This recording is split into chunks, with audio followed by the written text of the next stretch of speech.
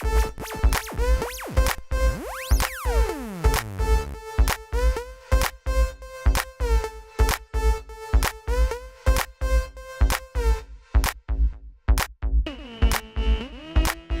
of the great challenges, I think, for people who manage budgets is they like to make investments in things that are tangible or can show some kind of return on investment in the short term.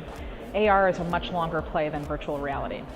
And I think the added feature of virtual reality being a platform to tell stories made it very enticing for news organizations. But if you stop and think about how people use virtual reality, right?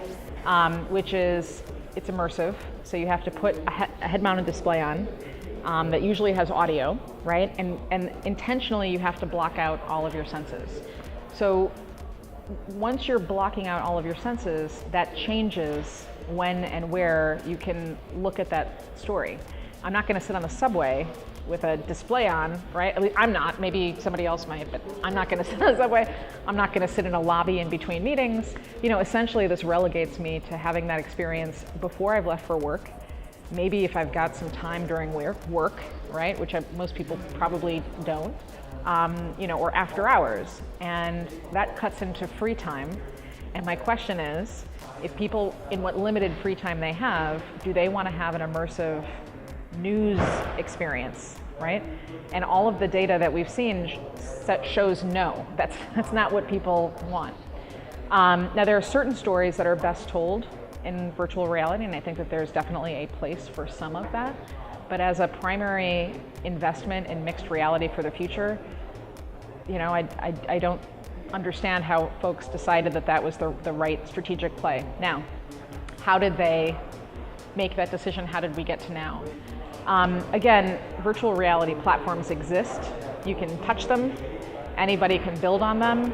If you have a mobile phone and a lot of money to buy a head-mounted display, or a mobile phone and not a lot of money, or maybe you've got a free headset that you can plug your phone into, then you can participate. Whereas AR, augmented reality, requires other kinds of tools. It requires there's not headsets out yet. There's not a ton of operability on phones.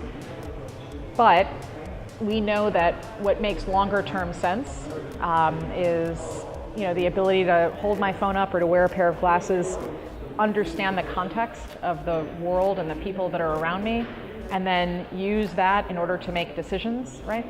That's the smarter longer term play. But it's not immediately, it doesn't immediately exist, right? It will soon.